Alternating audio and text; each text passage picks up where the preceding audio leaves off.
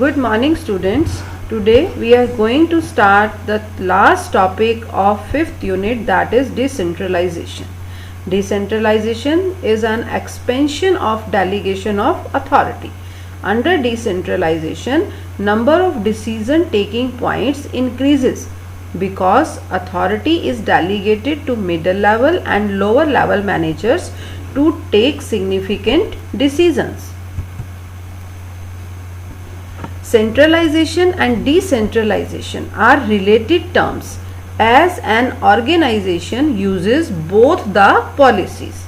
दोनों ही terms organisation के लिए बेनिफिशियल रहती हैं, दोनों ही इम्पॉर्टेंट हैं, दोनों को एक प्रॉपर कॉम्बिनेशन में ही ऑर्गेनाइजेशंस जो हैं वो यूज करती हैं. अब हम दोनों का मीनिंग अंडरस्टैंड करते हैं. What is decentralization and what is centralization? Centralization refers to concentration of power or authority in few hands, that is top level. An organization is centralized when the decision making authority is in the hands of top level management only. जब top level management सारी की सारी power, सारी की सारी authorities अपने पास रखता है, मिडिल लेवल और लोअर लेवल को कोई भी पावर, कोई भी अथॉरिटी ट्रांसफर नहीं करता, सब कुछ अपने ही हैंड्स में रखता है, तब उस पोजीशन को, उस सिचुएशन को हम क्या कहेंगे? सेंट्रलाइजेशन कहेंगे. Next is the decentralization. Decentralization can be defined as even and systematic distribution of authority at every level of management. Every level of management means कि जब हम authority और powers को मिडिल लेवल और लोअर लेवल दोनों को transfer कर देते हैं, तब वो कौन सी पोजीशन आ जाती है? डिसेंट्रलाइजेशन की. Under decentralization every employee working at different levels gets some share in the authority. Decentralization is a policy matter and managers plan in advance whether to go for centralized or decentralized policy. Sometimes company follows a mixed policy of centralization and decentralization. सभी companies generally mixed policy को ही follow करती हैं. कुछ powers को वो अपने पास रखती हैं, यानी कि उनको सेंट्रलाइज्ड करके रखती हैं, और कुछ पावर्स को अपने सबऑर्डिनेट्स मिडिल लेवल और लोअर लेवल पर ट्रांसफर कर देती हैं. इट मींस डिसेंट्रलाइजेशन को वो फॉलो कर रही हैं. अब जो इम्पॉर्टेंट मैटर्स होते हैं, जो इम्पॉर्टेंट डिसीजन है, जैसे फाइनेंशियल डिसीजंस हैं, स्ट्रक्चरल डिसीजंस हैं, उनको टॉप लेवल मैनेजमेंट ऑलवेज अपने पास रखता है. जो डेली रूटीन के डिसीजंस हैं, कॉमन डिसीजन हैं, जो हमारे मिडिल लेवल और लोअर लेवल के एम्प्लॉइज को जनरली डेली लेने पड़ते हैं, उन डिसीजन से रिलेटेड पावर्स को हम मिडिल लेवल और लोअर लेवल को क्या कर देते हैं? ट्रांसफर कर देते हैं. तो इस तरह से हमारी ऑर्गेनाइजेशन एक मिक्स पॉलिसी यूज करती है. इंपॉर्टेंट डिसीजन टेकिंग पावर्स को अपने पास रखती हैं, यानी कि सेंट्रलाइज करके रखती हैं, और जो डेली रूटीन की पावर्स हैं, जो कॉमन डिसीजन रिलेटेड पावर्स हैं, उनको वो अपने एम्प्लॉयज को, सबऑर्डिनेट्स को ट्रांसफर कर देती हैं. इट मींस वो क्या यूज कर रही हैं? डिसेंट्रलाइजेशन की पॉलिसी यूज कर रही हैं.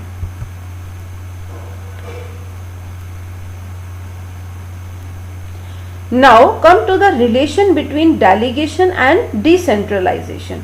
डेलीगेशन हम ऑलरेडी अपने प्रीवियस लेक्चर में डिस्कस कर चुके हैं. Decentralization is the extension of delegation. In delegation, we multiply the authority with 2, whereas in decentralization, the authority is multiplied by many. अब बहुत ही important बात है कि decentralization क्या है? Delegation का extended version है. Delegation में हम authority को 2 persons के बीच में ट्रांसफर करते हैं, और जब सेम अथॉरिटी को 2 और मोर देन 2 पर्सन्स को ट्रांसफर कर दिया जाता है, तब उस स्टेप को, उस पॉलिसी को हम क्या कहते हैं? डिसेंट्रलाइजेशन कहते हैं. एग्जाम्पल लेंगे इसके लिए हम. एक कंपनी का एक डायरेक्टर है, वो अपने प्रोडक्शन हेड को इंस्ट्रक्शंस देता है कि करंट ईयर में आपने 50,000 यूनिट्स का प्रोडक्शन करना है. प्रोडक्शन हेड को इंस्ट्रक्शंस मिल गई हैं, और इंस्ट्रक्शंस के साथ कुछ पावर्स, कुछ अथॉरिटीज दी गई हैं. एग्जाम्पल में लेते हैं हम कि डायरेक्टर ने प्रोडक्शन हेड को जो अथॉरिटी दी है, जो पावर दी है, वो क्या है कि आपको 50,000 यूनिट्स को प्रोड्यूस करने के लिए जितने भी एम्प्लॉयज़ चाहिए आप उनको खुद अपॉइंट करोगे, उनकी वर्किंग कंडीशंस क्या रहेंगी, उनकी सैलरीज, रेम्यूनरेशन, वेजेस क्या रहेंगे, सब कुछ आप खुद डिसाइड करोगे। अब जितना भी रॉ मटेरियल आपने परचेज करना है वो सभी भी आप अपने लेवल पर परचेज करोगे। अब ये जो प्रोसीजर हुआ, ये जो स्टेप हुआ, ये step director of the company और प्रोडक्शन हेड के बीच में हुआ, ठीक है। It is called delegation. जब एक अथॉरिटी, एक पावर को एक इंचार्ज, एक सीनियर पर्सन अपने जूनियर को हैंड ओवर कर रहा है तो it is called the step of delegation. अब जो प्रोडक्शन हेड है वो प्रोडक्शन हेड यही सेम अथॉरिटी अपने अंडर काम करने वाले अदर एम्प्लॉयज को ट्रांसफर कर देगा। जैसा कि हम लेते हैं कि प्रोडक्शन हेड यही सेम अथॉरिटी अपने अंडर काम करने वाले प्रोडक्शन मैनेजर्स को ट्रांसफर करता है। प्रोडक्शन मैनेजर्स आगे अपने अंडर काम करने वाले सुपरवाइजर्स को सेम अथॉरिटी ट्रांसफर करते हैं, ठीक है। Then this policy is called decentralization. अब अथॉरिटी जब 2 लोगों के बीच में थी तब हमने उसे क्या कहा था, डेलीगेशन। अब जब वही अथॉरिटी डायरेक्टर से प्रोडक्शन हेड, प्रोडक्शन हेड से प्रोडक्शन मैनेजर्स, प्रोडक्शन मैनेजर्स से वही अथॉरिटी कहाँ चली जाती है, सुपरवाइजर्स के पास, ठीक है। तो मल्टीप्लाई होती जा रही है वही अथॉरिटी। तो हम उस अथॉरिटी को जब हम मल्टीप्लाई कर रहे हैं तो हम कौन सी स्टेज पर आ गए हैं, डिसेंट्रलाइजेशन की स्टेज पर आ गए हैं। Finally we can say that decentralization is the extension of delegation of authority. Next one is delegation is necessary in every organization but decentralization is optional. Delegation is an essential part of every organization. No organization can work without using the concept of delegation. अब अगर delegation हम use नहीं करते हैं तो कोई भी organisation काम कर ही नहीं सकती, क्योंकि डायरेक्टर अगर सारी पावर अपने पास रखेगा, आगे अपने हेड्स को ट्रांसफर नहीं करेगा तो क्या वो सारा काम खुद कर लेगा, नहीं कर सकता। फाइनली डायरेक्टर को अपने हेड्स को कुछ पावर्स ट्रांसफर करनी ही पड़ती हैं। तो इसीलिए हम ये कहेंगे कि delegation is a tool to get the work done effectively and efficiently. अगर आप अपनी ऑर्गेनाइजेशन में इफेक्टिवनेस और एफिशिएंसी दोनों फैक्टर से काम करवाना चाहते हो तो आपको डेलीगेशन टूल को यूज करना ही पड़ेगा। It is a necessary tool. लेकिन अगर आप डिसेंट्रलाइजेशन को फॉलो कर रहे हो वो ऑप्शनल है, वो कंपल्सरी नहीं है। जबकि डेलीगेशन को हमने क्या डिस्कशन में लिया कि वो नेसेसरी है, एसेंशियल है, करना ही पड़ेगा, तभी ऑर्गेनाइजेशन स्मूथली चल सकती है। लेकिन आज का जो प्रेजेंट इरा चल रहा है जहां पर लिबरलाइजेशन, प्राइवेटाइजेशन और ग्लोबलाइजेशन ने जो है अपने स्टेप लिए हुए हैं, वहां पर बहुत ज़्यादा हमें फास्ट डिसीजन लेने पड़ते हैं, क्विक डिसीजंस लेने पड़ते हैं। और क्विक डिसीजंस कब लिए जाएंगे, जब हर लेवल के एम्प्लॉयज को कुछ पावर्स दी गई होंगी। अब वो पावर्स अगर हमने हर लेवल के एम्प्लॉयज को दी हुई हैं तो हमने क्या यूज किया हुआ है, डिसेंट्रलाइजेशन यूज किया हुआ है। यानी कि हम ये कह सकते हैं कि अगर हमने आज के टाइम में अपने आप को मार्केट में स्टेबल रखना है तो हमारे को क्विक डिसीजंस लेने पड़ेंगे। और क्विक डिसीजंस कब हो पाएंगे, जब हर लेवल के एम्प्लॉय के पास एक लिमिटेड पावर्स होंगी, उसकी जॉब से रिलेटेड उसको कुछ अथॉरिटीज दी जाएंगी, उसकी पोस्ट से रिलेटेड उसको कुछ पावर्स दी जाएंगी कि आपकी ये पोस्ट है, आपने ये काम करना है उस पे, और उस पोस्ट से रिलेटेड आपको ये पावर्स हैं जिससे आप क्विक डिसीजंस ले सको। ठीक है, तो आज के टाइम में अगर एक ऑर्गेनाइजेशन अपने आप को मार्केट में स्टैंड रखना चाहती है तो उसको डिसेंट्रलाइजेशन को भी डेलीगेशन के साथ साथ फॉलो करना चाहिए। Finally we can say that delegation is necessary but decentralization is a optional.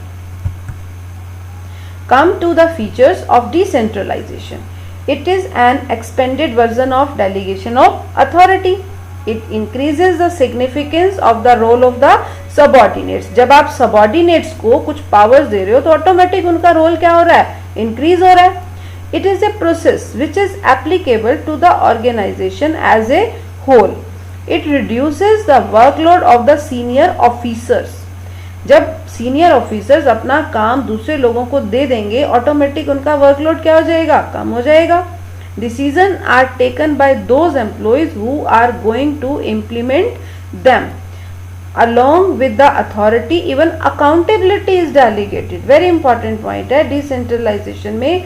जब हम पावर्स को देते हैं, रिस्पॉन्सिबिलिटी सेट करते हुए पावर्स अथॉरिटीज को ट्रांसफर करते हैं, तो साथ ही हम क्या ट्रांसफर कर देते हैं, अकाउंटेबिलिटी, कि आपको ये पावर दी जा रही है, आप इन पावर से काम कीजिए, और अगर ये काम सफिशिएंट टाइम पर सफिशिएंट कॉस्ट में कंप्लीट नहीं हो पाता है तो आप उसके लिए क्या होगे, अकाउंटेबल होगे. It is very important point. Now come to the importance of decentralization. First one is develops initiative among subordinates. It helps to promote confidence because the subordinates are given freedom to take their own decisions. जिस तरीके से आपने अपने काम को करना है, आपको अपने मेथड से काम को करने के लिए पावर्स दे दी गई हैं. आप अपने हिसाब से डिसीजन ले सकते हो, आप फ्री हो कि आपको क्या करना है और क्या नहीं करना है. तो इससे हमारा काम करने का जो कॉन्फिडेंस लेवल होता है वो क्या हो जाता है, इंक्रीज हो जाता है. Quick and better decisions. The burden of managerial decision does not lie on a few individuals, but get divided among various persons, which helps them to take better and quick decisions. अब जो हमारे top level हैं उन्होंने अपनी कुछ जिम्मेदारियां उतार कर अपने जूनियर्स को दे दी हैं. सारी की सारी बर्डन टॉप लेवल पर नहीं है, क्योंकि अगर एक सिंगल इंडिविजुअल के ऊपर सारी बर्डन होती है तो वो कंफ्यूज हो जाता है, वो बहुत सारे डिसीजन जल्दबाजी में गलत भी ले सकता है. अगर आप चाहते हो कि बेटर और क्विक डिसीजन हो तो आपको डिसेंट्रलाइजेशन ऑप्ट कर लेना चाहिए. Relieve the top executives from excess workload. The daily managerial works are assigned to the subordinates, which leaves enough time with the superiors which they can utilize in developing new strategies. अब top level ने क्या किया, अपना जो daily routine का काम था, common decision taking powers थी, वो किसको ट्रांसफर कर दी हैं, अपने सबऑर्डिनेट्स को, और खुद किसमें लग गए हैं, न्यू स्ट्रेटजीज बनाने में. ऑर्गेनाइजेशन को ग्रोथ पे कैसे ले जाना है, ऑर्गेनाइजेशन का एक्सपेंशन कैसे करना है, इस बारे में वो सोचने लगे हैं. क्यों, क्योंकि अब उनके पास डेली रूटीन के काम को छोड़ दिया उन्होंने, तो स्पेयर टाइम हो गया उनके पास, जिससे वो न्यू स्ट्रेटजीज की तरफ कॉन्सेंट्रेट कर सकते हैं. Next is managerial development. It means giving authority to the subordinates up to the lower level to take decisions regarding their work. In this way, the opportunity to take decisions helps in the development of the organization. अब जब top level middle level को power देता है और middle level lower level को power देता है तो ही डिसेंट्रलाइजेशन होता है. अब लोअर लेवल तक के लोग यानी कि वर्कर्स तक के लोग, सुपरवाइजर्स लेवल्स तक के लोग जो है कुछ डिसीजन ले रहे हैं, तो ऑटोमेटिक मैनेजरियल डेवलपमेंट हो रहा है, डिसीजन टेकिंग पावर्स इंक्रीज हो रही हैं. Next one is better control. Very important point. According to the case studies in decentralization, employees working at different levels take their own decisions and they are personally accountable for their decision. They cannot pass the blame to their superiors. अब जिस person ने जो काम करना है, जिस level पर वो है, जिस पोस्ट पर वो है, उससे रिलेटेड जो भी काम उसने करना है वो अपने हिसाब से उन पावर्स को, उन अथॉरिटीज को यूज करेगा और डिसीजन लेगा. वो किसी सीनियर पर्सन पर ब्लेम नहीं कर सकता कि आपने मुझे इतनी अथॉरिटी दी थी, उस अथॉरिटी के अकॉर्डिंग मैंने एक पर्टिकुलर टास्क किया, इसमें इफेक्टिवनेस नहीं रही, इसमें एफिशिएंसी नहीं रही. वो दूसरे पर्सन को ब्लेम नहीं कर सकता. क्यों, क्योंकि उसने अपने काम को करने से रिलेटेड खुद ही सारा डिसीजन लिया है. तो इसीलिए कंट्रोल जो है यहाँ पर बहुत ही अच्छा रहता है कि हम जो काम करना चाहते हैं उसी एक्टिविटी से रिलेटेड हमारे पास अथॉरिटी है, हमने उसी काम को करना है. अब हम ये ध्यान रखेंगे कि हम जिस काम को करने जा रहे हैं उसके रिजल्ट्स क्या आने चाहिए, बहुत ही बेटर आने चाहिए. हम अपनी एक्टिविटीज के ऊपर, अपने डिसीजंस के ऊपर प्रॉपर कंट्रोल रखेंगे.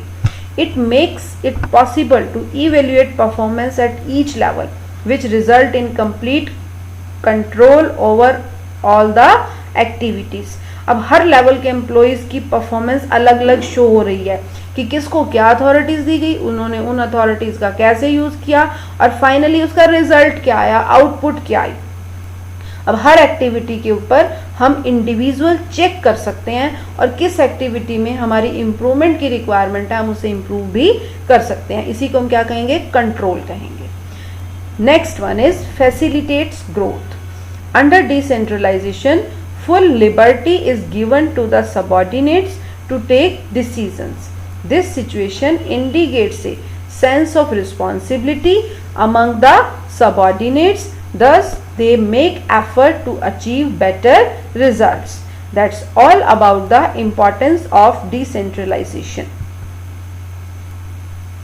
फाइनली हमने पूरा कंसेप्ट डिसेंट्रलाइजेशन का रीड किया, जिसमें हमने उसका कंसेप्ट लिया, फीचर्स लिए, इंपॉर्टेंस ली. अब हम उसे कंक्लूड करते हैं. फाइनली हमने क्या कंक्लूजन निकाला है?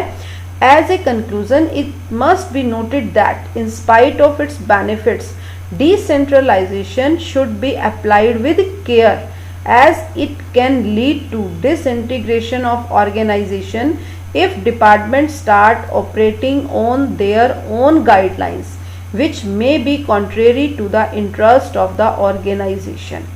हमने डिसेंट्रलाइजेशन को ऑप्ट तो करना है, लेकिन बहुत ही केयर के साथ, बहुत ही आइज़ को ओपन रखने की यहाँ पर ज़रूरत है कि हम जिन लोगों को अथॉरिटीज़ दे रहे हैं, कहीं वो उन अथॉरिटीज़ का मिसयूज़ ना करें. अगर वो अथॉरिटीज़ का मिसयूज़ करेंगे, हर मैनेजर, हर सुपरवाइज़र अपने लेवल के ऊपर कुछ गाइडलाइंस तैयार करेगा, कुछ डिसीजंस लेगा, तो कहीं ऐसा ना हो कि वो सभी गाइडलाइंस, वो डिसीज़न हमारी ऑर्गेनाइजेशन के लिए बेनिफिशियल ना हो. ऑर्गेनाइजेशन का जो कॉमन ऑब्जेक्टिव हमने अचीव करना है, हम उस कॉमन ऑब्जेक्टिव को अचीव ना कर पाएँ. तो इसीलिए आपने बहुत सोच समझकर डिसेंट्रलाइजेशन को ऑप्ट करना है. पूरी केयर के साथ उन डिसीजन टेकिंग पावर्स को ही ट्रांसफ़र करना है, जिससे हमारे ऑर्गेनाइजेशन के जो मेन ऑब्जेक्टिव्स हैं, जो कॉमन ऑब्जेक्टिव्स हैं, उनमें कोई भी प्रॉब्लम क्रिएट ना हो. डिसेंट्रलाइजेशन को फॉलो करो, लेकिन बहुत ही केयर के साथ. Finally we can say that decentralization must be balanced with centralization in area of major policy decisions. पूरे बैलेंस के साथ हमने सेंट्रलाइजेशन और डिसेंट्रलाइजेशन को फॉलो करना है, तभी हम अपनी ऑर्गेनाइजेशन में ग्रोथ, एक्सपेंशन, बैलेंस, डिसीजन जैसे फैक्टर्स को स्टेबल कर पाएंगे. Thanks and have a nice day.